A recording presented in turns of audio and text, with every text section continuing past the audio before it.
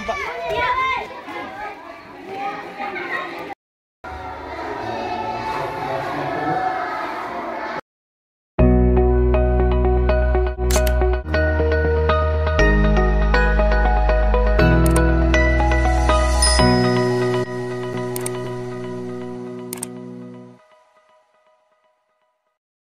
Kami sebenarnya mulai dari sini berkunjung ke dalam sekolah ini di sini.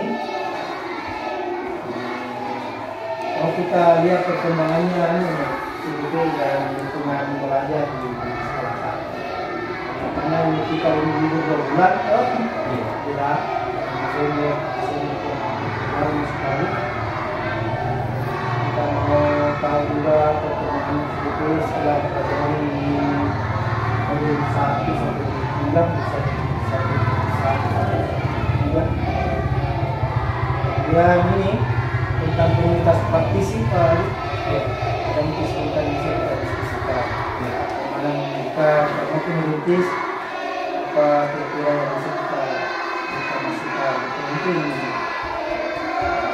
saya juga bisa banyak dapat masukan dari Pak Ali dari beliau karena pengalaman kemarin di pendampingan hidup ada beberapa sekolah yang sudah merintis. Terus sebentar ada waktu kita berkumpul, diskusi, mengkomunikasikan fisika sebagai pengalaman dengan Bapak sekolah. Kita sudah sama-sama pertemuan. Teknisnya terserah dari kesiapannya kita. Mau resmi, mau semi formal, mau diskusi gini saja. Misalnya Pak semi formal. Ya.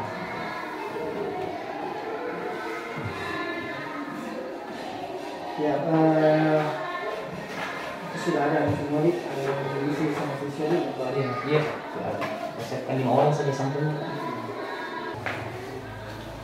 Ya, jadi bagaimana ini Pak perkembangan pembelajaran tadi sini terkait dengan modul berapa itu?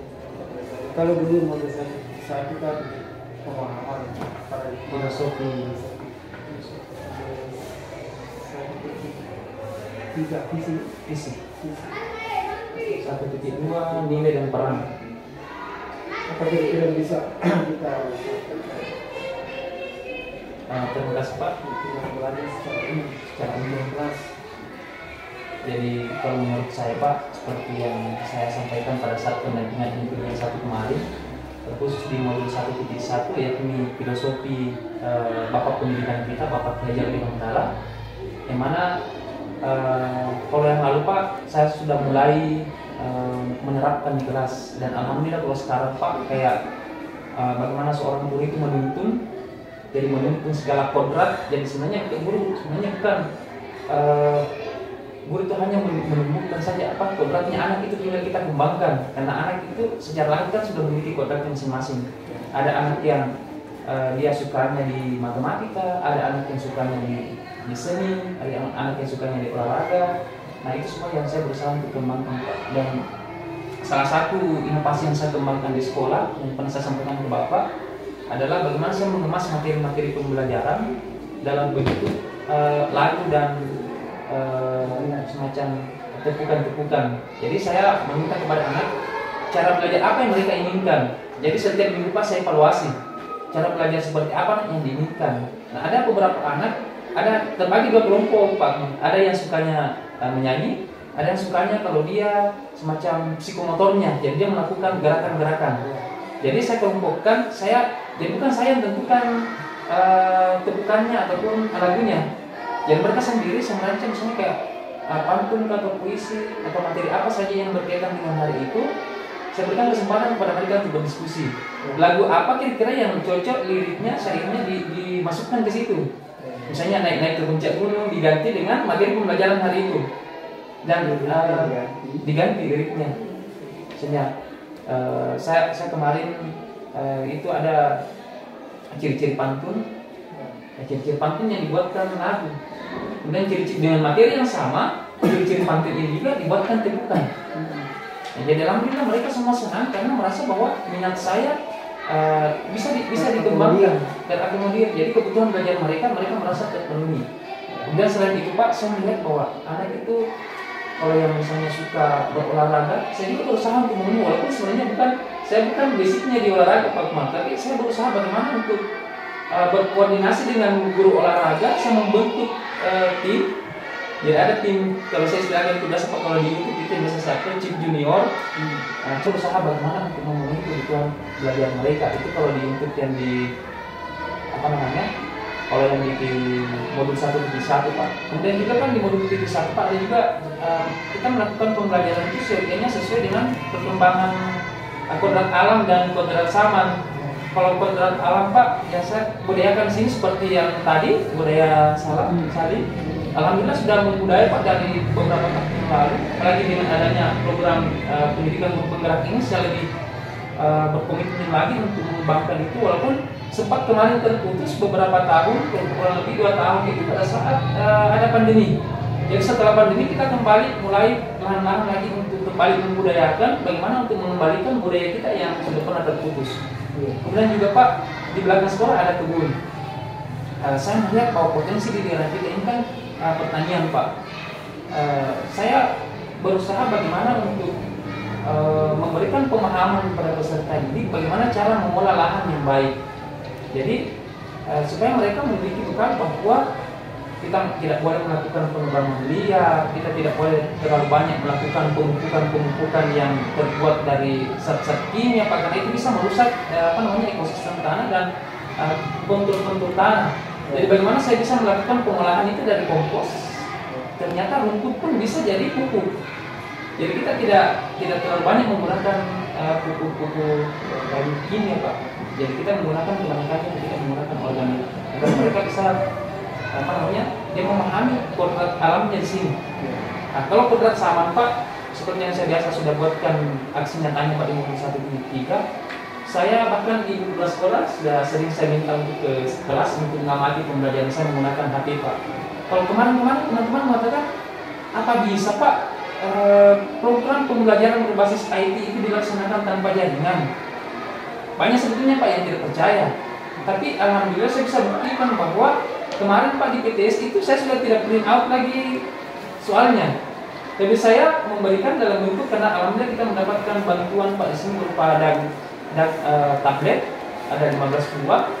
Jadi saya berikan kepada siswa, jadi soalnya saya masukkan ke dalam dan peserta didik itu mengisi jawabannya pada situ, baru dia kirimkan ke saya tanpa mereka harus meninggalkan tempat duduknya. Seperti berbasis online tetapi nyatanya berbasis offline.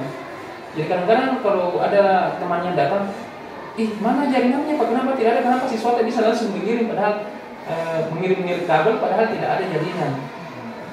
Jadi alhamdulillah Pak juga kita mendapatkan bantuan berupa Chromebook, itu juga saya manfaatkan. Jadi walaupun Chromebook seyogianya itu kan tidak bisa digunakan Pak tanpa jaringan, tapi saya berupaya untuk mendownload filenya. Jadi kita masukkan flash disk, kita download file, jadi dia tersimpan secara otomatis di dalam berkasnya. Jadi anak-anak bisa memanfaatkan untuk lomba-lomba mengetik. Seperti kemarin Pak saya adakan lomba mengetik. Jadi setiap minggunya Pak saya adakan evaluasi penguasaan IT-nya mereka. Jadi minggu ini misalnya saya berikan Pak semacam sesuatu ketikan yang harus dia tiru. Apakah sudah bisa dengan simbol-simbol yang saya sudah siapkan? Apakah bisa dia dan ada waktunya. Kita ada kesepakatan waktu, berapa menit kita sepakati waktunya. Siapa yang paling cepat sampai pada waktu itu, maka dialah yang menjadi juaranya pada saat lomba Pak. Jadi seperti itu. Dan saya kerjasama Pak Mal dengan operatornya SMP yang pernah mengikuti pelatihan IT di tingkat provinsi, Ibu Nur Laila. Jadi pada saat itu ada bantuan promosi yang datang di sekolahnya di SMP, dia dipanggil ke provinsi untuk mengikuti pelatihan. Saya memanfaatkan potensinya untuk datang memberikan bimbingan di sini selama 1 hari Pak Mal. Itu yang kemarin juga sempat saya bimbing di situ. Pertanyaan apa tadi? Setelah karena tadi semua sudah hampir semua sudah digambarkan perubahan positif. Intinya sudah oke. Pasti di balik dukungan ada tantangan, baik tantangan dari dalam maupun dari secara eksternal. Kira-kira ada, kalau tidak ada ya mustahil juga kalau tidak ada. Betul Pak. Rentangan itu bisa bersifat kecil, bisa besar. Ya, terima kasih Pak. Jadi tantangan-tantangan yang saya rasakan pada saat saya menerapkan aksi nyata Pak, kemudian aksi nyata yang sering kita istilahkan untuk di program-program CDP ini, mungkin karena terkait dengan kondisi kita di sini Pak, itu seperti yang saya sampaikan tadi Pak, masih ada beberapa anak yang kali ini kan pendidikan di IT. Kendala saya, ada anak saya sebenarnya dia berkebutuhan khusus. Ya, tapi saya jadikan bahwa itu adalah tantangan yang justru menambah saya untuk memiliki dia kreativitas. Ada 2 orang peserta didik saya yang sebetulnya kalau kita mengkategorikan itu berkebutuhan khusus. Dia memiliki keterbelakangan atau keterlambatan dalam hal memahami simbol-simbol seperti angka atau seperti huruf. Dan ketika kita mengerti, Pak, ini kan harus mengenali angka dan huruf-hurufnya ini. Jadi butuh pendampingan ekstra untuk 2 orang itu untuk bagaimana mereka memperkenalkan simbol-simbol ataupun huruf-huruf dan angka-angka yang ada di sini di keyboardnya ini. Tapi di balik itu juga, di balik tantangan itu justru saya selalu termotivasi untuk bagaimana menemukan lagi ide-ide yang baru.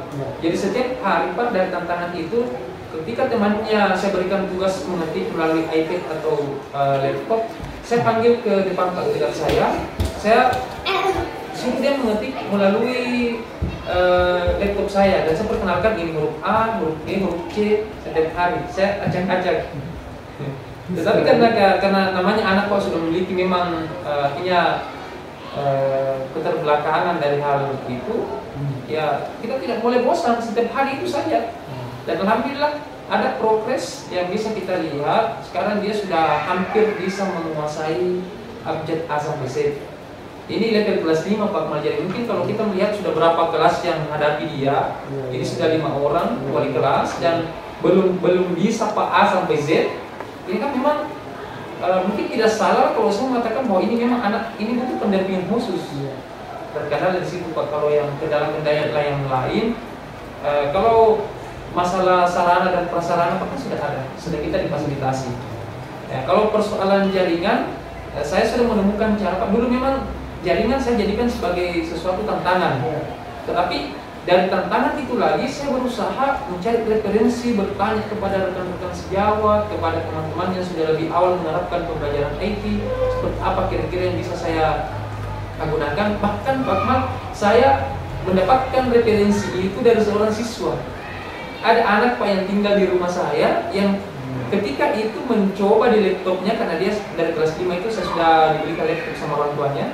Dia sendiri menemukan bahwa ternyata Pak kita bisa mengisi buku tema, kan buku temanya saya masukkan ke dalam laptop dan HP-nya.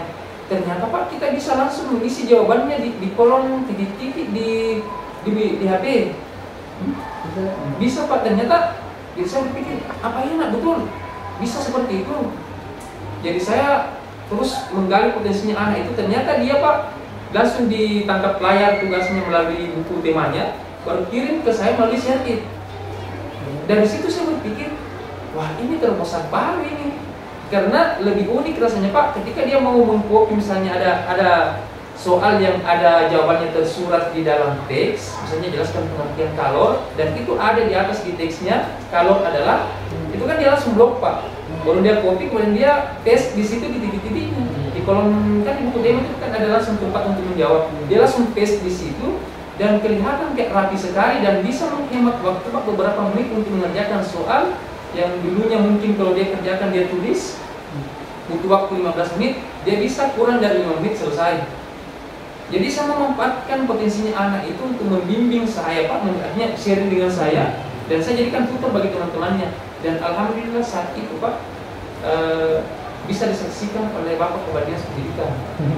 Jadi dulu Pak. Jadi itu yang saya kembangkan terus Pak. Kalau saya lihat sekarang ada Chromebook juga. Ini lagi ada tantangan baru lagi Pak, karena dia bisa dipakai kalau tidak ada jaringan.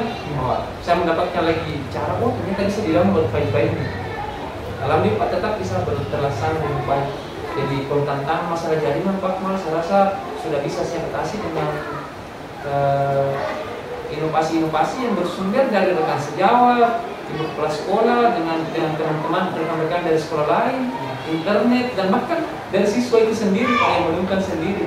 Jadi kalau misalnya saya sudah berikan satu cara kepada peserta didik, saya berikan lagi kesempatan. Siapa tahu ada cara lain Kak yang bisa kita temukan yang jauh lebih praktis, lebih efektif dari cara yang Bapak Agus sampaikan, boleh. Jadi saya membuka diri Pak untuk anak-anak saya memberikan masukan. Karena bisa saja, apalagi namanya anak-anak Pak lebih cepat menemukan cara-cara baru di bidang IT ketimbang kita ini yang sudah berumur seperti ini. Harapkan saja. Nah, gini Pak. Itu tadi ada kendala sedikit yang kita sampaikan tadi di awal. Iya Pak. Bisa itu yang pendekatan ekstra atau yang kita maksud tadi itu bisa dengan memanfaatkan temannya, teman dekatnya itu mengajari dia supaya nama itu. Biasanya itu kan lebih gampang ini rasa terima kalau dari temannya, walaupun dalam skala dia bermain-main, bercanda.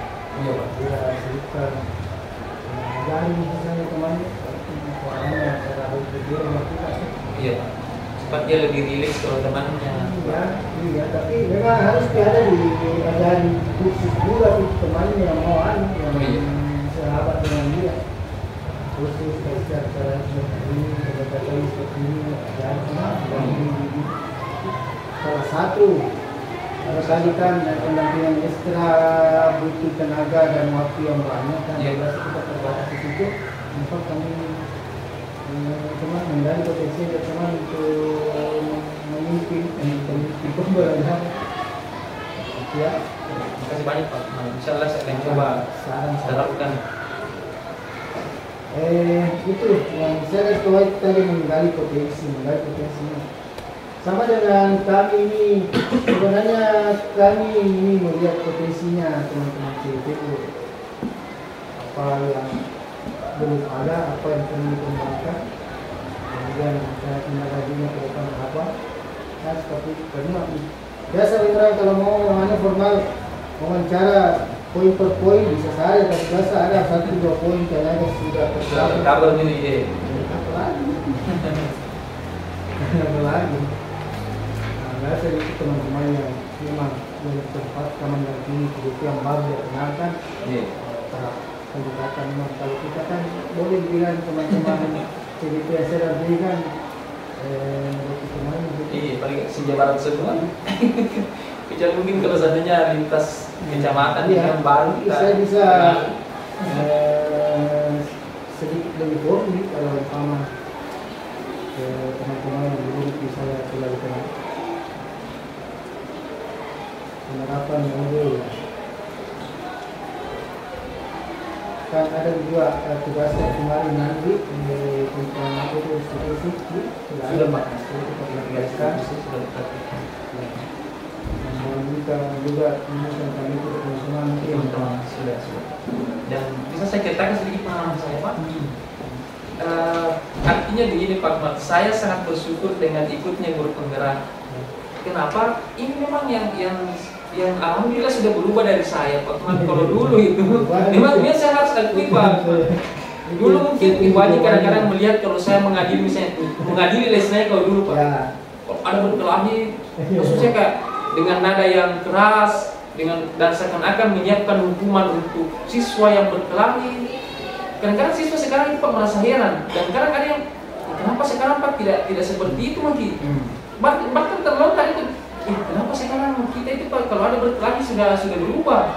Kalau dulunya mungkin saya agak memang memberikan hukuman lah dalam bentuk misalnya mencuci WC atau apa macam-macam. Kalau sekarang di posisi manajer itu Pak tidak boleh guru seperti itu. Posisi penghukum itu hanya akan menimbulkan rasa dendam dari siswa kepada gurunya. Mungkin pada saat itu dia bisa berubah jadi baik hanya bersifat sementara saja karena mungkin dia takut nilainya mungkin berpengaruh. Tapi ketika dia tinggalkan kelas kita, tinggalkan sekolah kita, bisa saja dia harus jengkel. Oh ini guru yang pernah menghukum saya, karena itu namanya hukuman sekecil apapun akan membekas dalam hati seorang anak. Dan itulah yang alhamdulillah walaupun belum sempurna, belum sepenuhnya, kadang-kadang mungkin masih ini, tapi alhamdulillah sudah bisa pelan-pelan saya ubah itu Pak, dan saya memposisikan diri sebagai manajer. Bagaimana saya walaupun sudah jelas-jelas bahwa ini yang salah, satu anak yang salah, saya harus bersikap adil sama mereka. Saya harus tanya apa alasannya melakukan itu dan apa penyelesaian yang siswa itu sendiri yang temukan solusinya. Jadi bukan saya yang meminta mereka untuk bersama kipale atau begini, dia sendiri yang merasa bahwa saya perlu minta maaf kenapa yang saya lakukan itu salah. Jadi bukan saya menjudge mereka bahwa yang dilakukan itu salah dan berdosa atau apa, tapi saya hanya menuntut mereka bagaimana mereka memahami bahwa apa yang saya lakukan itu tidak tepat atau tidak benar, dan saya harus melakukan permintaan maaf kepada teman saya yang telah saya sakiti. Bahkan kemarin Pak itu ada teman yang ada anak-anak yang tinju temannya sampai giginya hilang, tapi ternyata Pak gigi insulnya itu kan memang dia mau dihilangkan sama orang tuanya, tapi tidak bisa. Ternyata dengan disenggol sedikit sama temannya itu jatuh karena memang sudah goyang. Malah orang tuanya bersyukur karena alhamdulillah ada hikmahnya juga. Dan tadi alhamdulillah saya melihat dia sudah bonceng temannya pergi sekolah. Tapi saya tidak pernah kayak menghukum apa dia. Dan dia sendiri menyadari pergi minta maaf pada anak itu, pada temannya dan orang tuanya. Nah, alhamdulillah sekarang dia tambah akrab dengan temannya tanpa harus saya menghukum. Di situ intinya berbuat Betul. perubahan pertama yang kita dapat materi kan pola pikir. Iya. Kemudian perubahan penerapan di sekolah dan banyak lagi hal-hal yang bisa digali dari kembali praktik baik termasuk di sini. Iya.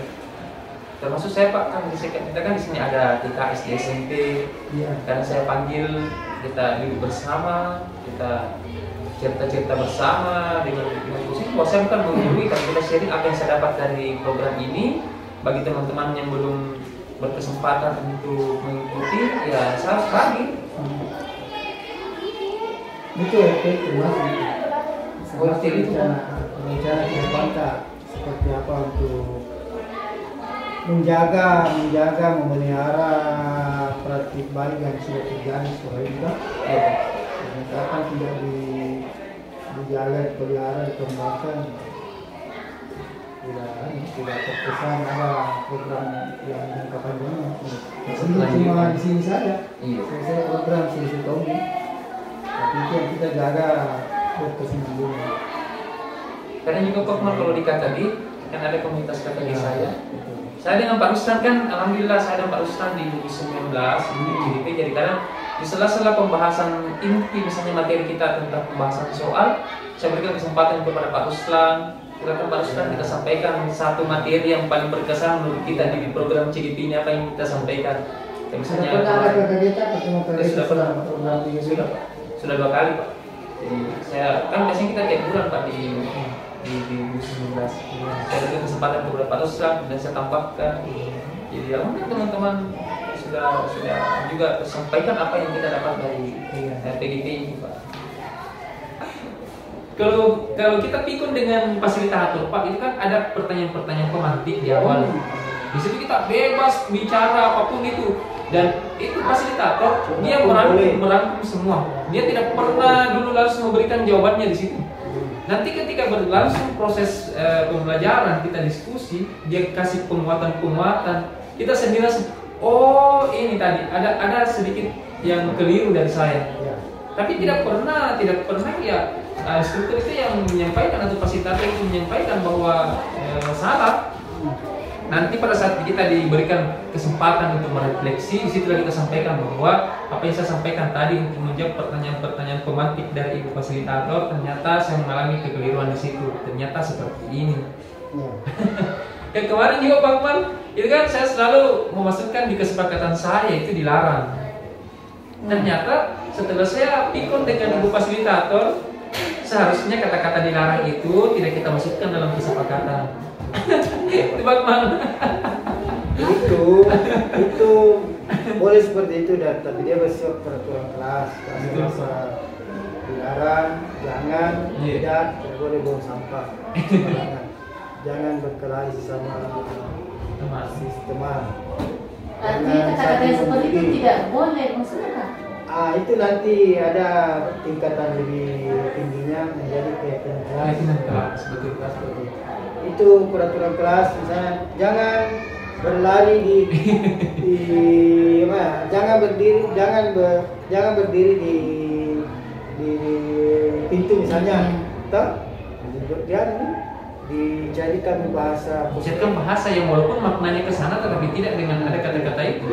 Ada kata-kata kata-kata di bahasa dalamnya. positifnya itu misalnya berdiri di pintu, sebaiknya berdiri di pintu dikurangi kah atau apa? Iya, jelasnya bahasa-bahasa yang Kalau ya seperti Pak, Saya senang. jangan membuang sampah sembarangan, tidak boleh. harus buanglah sampah Buanglah pada sampah tempatnya. di Buanglah sampah pada tempat. Dia kan maknanya tidak boleh membuang sampah sembarangan, Ya. tapi kita dengan bahasa buanglah sampah pada tempatnya. Sudah cocok ya.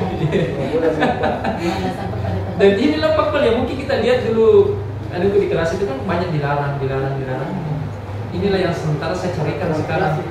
Itu yang saya sementara carikan sekarang. Walaupun sebenarnya Pak, saya sepakati dengan siswa kata-kata itu, tapi ternyata kata-kata dilarang itu seharusnya kita carikan bahasa-bahasa atau kalimat-kalimat yang tidak ada kata-kata seperti itu. Ya, akan menjadi keyakinan kelas walaupun tidak ada nanti itu sudah menjadi budaya, kebiasaan. Iya Pak. Sama kalau Tidak perlu kita ditempel. sudah melekat di dalam diri seluruhnya kita di warga sekolah, terutama siswa. Sama kalau kita sembahyang, keyakinan itu yang membuat kita melakukan ibadah. Karena kalau kita tidak yakin, walaupun apa di situ ditempel di dinding, dilarang buat sampah, tapi harus disertai dengan pembiasaan-pembiasaan.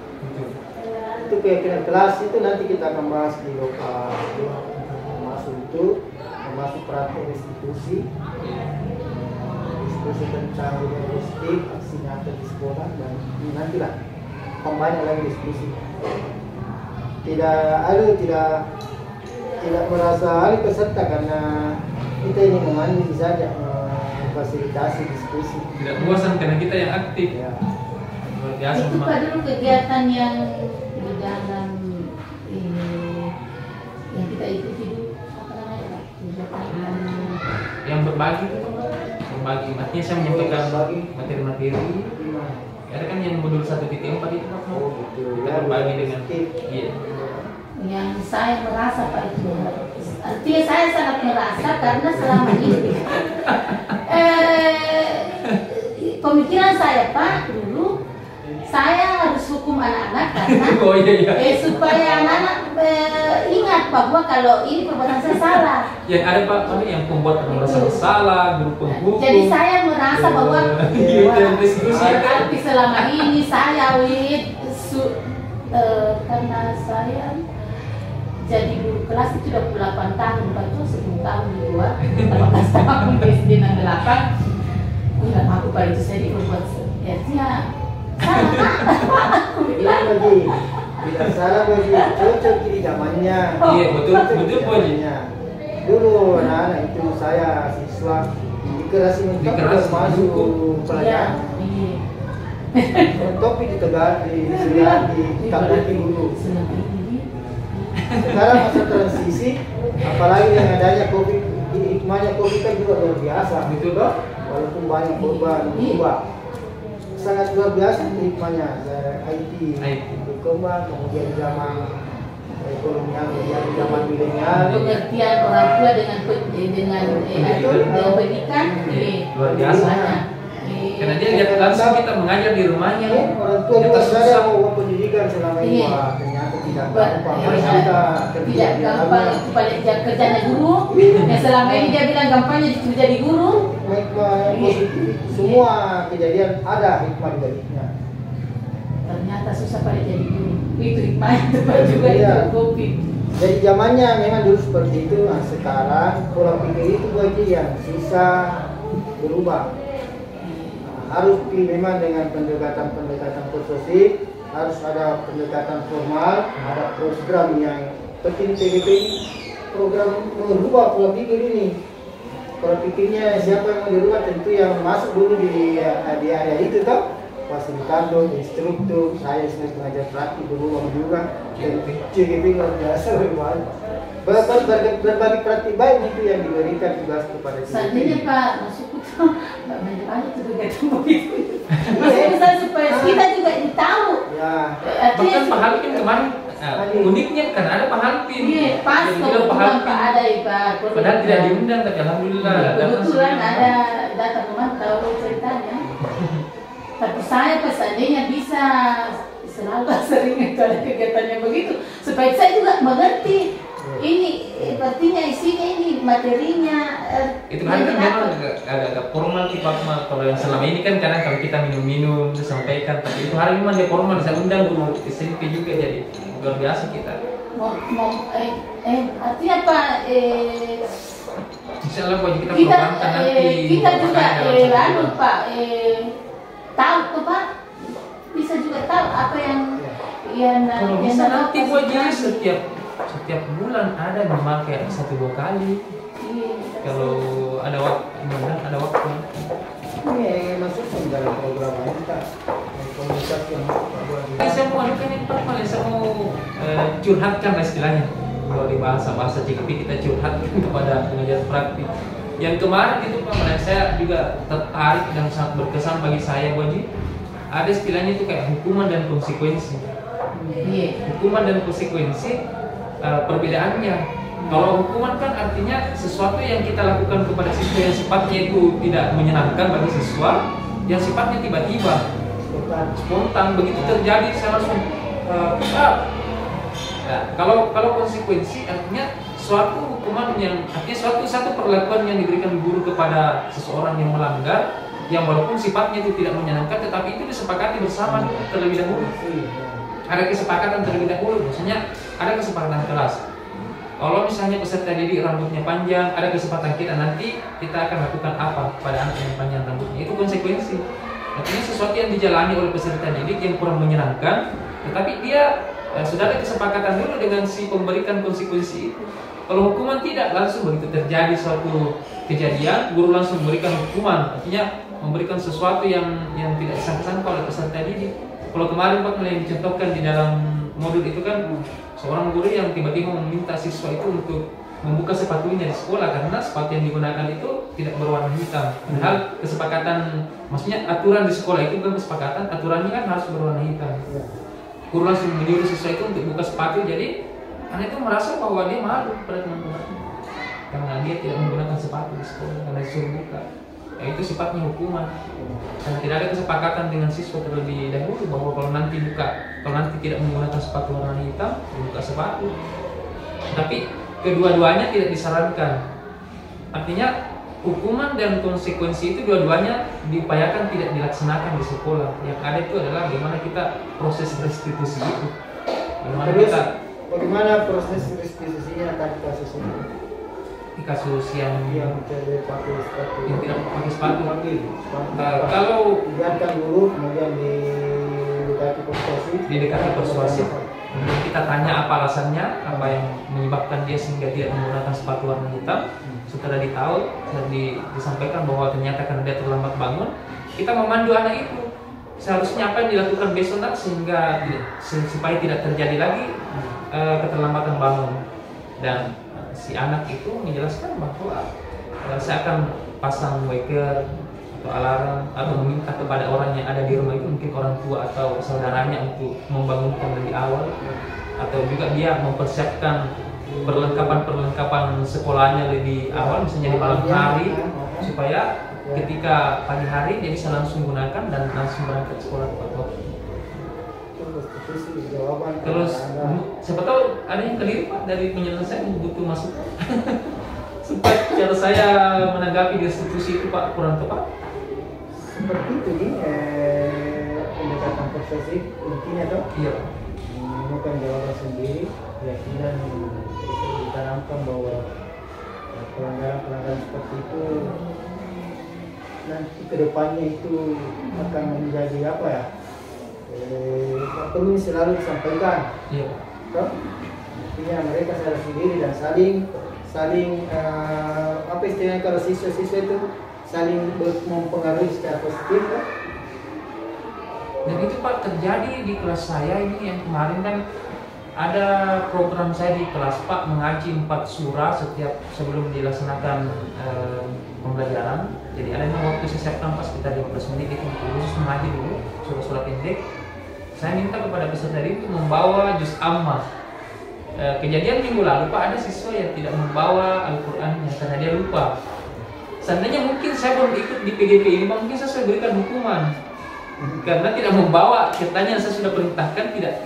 Kita sepakati bahwa kita bawa besok, dia tidak bawa. Mungkin pada saat itu mungkin seandainya saya tidak ikut di PGP ini, mungkin sudah saya berikan hukuman atau konsekuensi. Tetapi tidak saya lakukan sekarang. Saya memandu anak itu bagaimana apa yang dia harusnya lakukan supaya besok tidak lupa. Jadi saya sendiri, saya tanya seperti yang tadi Pak Man, ini kan lupa hari ini nak. Apa yang menyebabkan lupa? Katanya pada saat dia mengaji dia tertinggal Al-Qur'annya itu di rumah tempat mengajinya. Saya berikan lagi kesempatan anak itu untuk berpikir supaya besok tidak lupa lagi apa yang harusnya dilakukan. Jadi namanya Arham anak itu, dia bilang, insyaallah Pak saya besok akan bawa pulang dan saya siapkan memang dan masukkan dalam tas. Alhamdulillah, walaupun masih dalam tahap pembenahan diri saya Pak, tapi di PGP ini betul-betul mengubah mindset saya. Itu yang sangat bersyukur sekali Pak.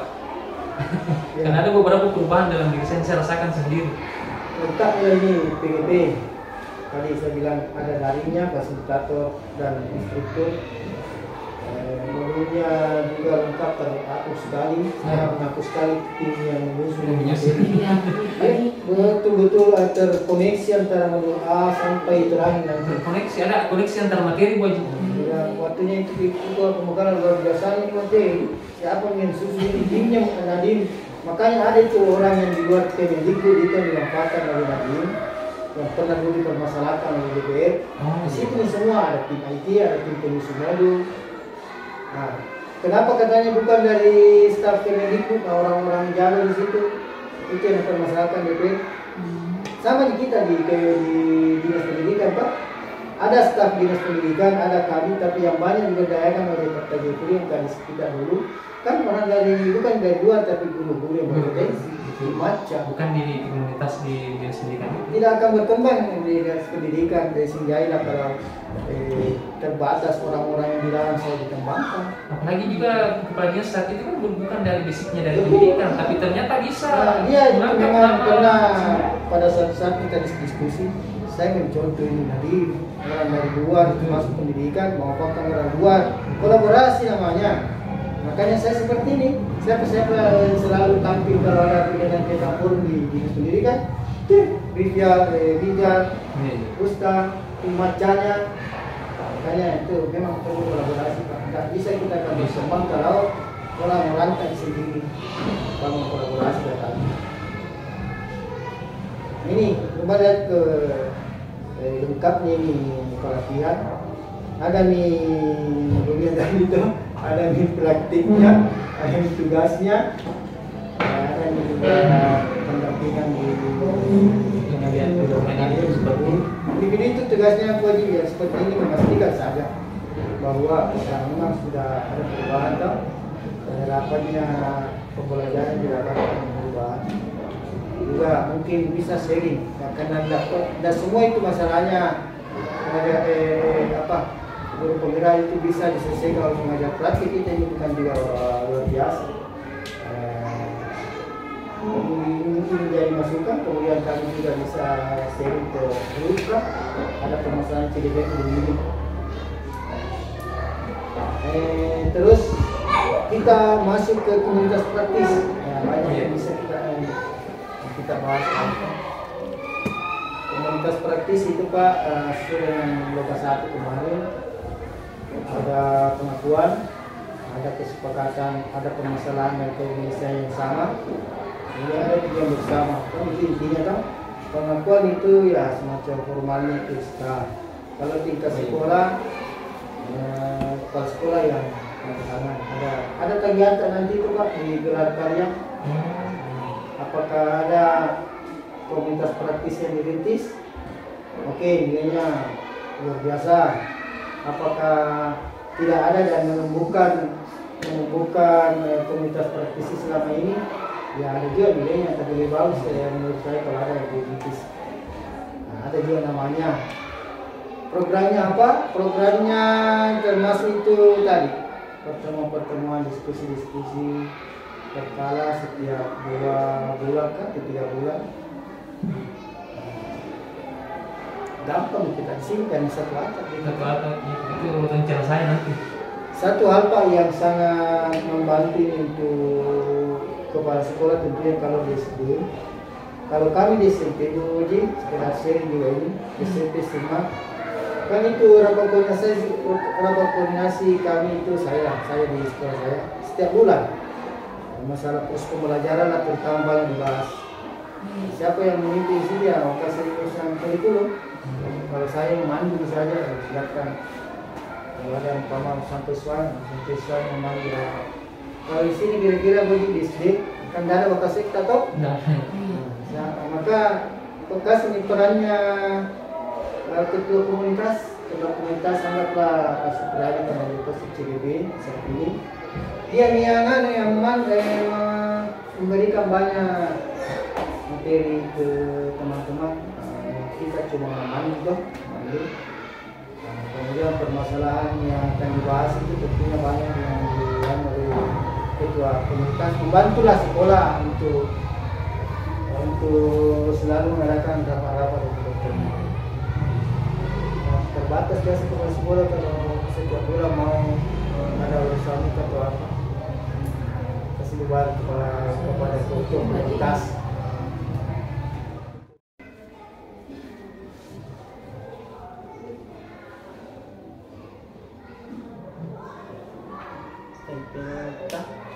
Ada yang mau Pak di ruangan. Tidak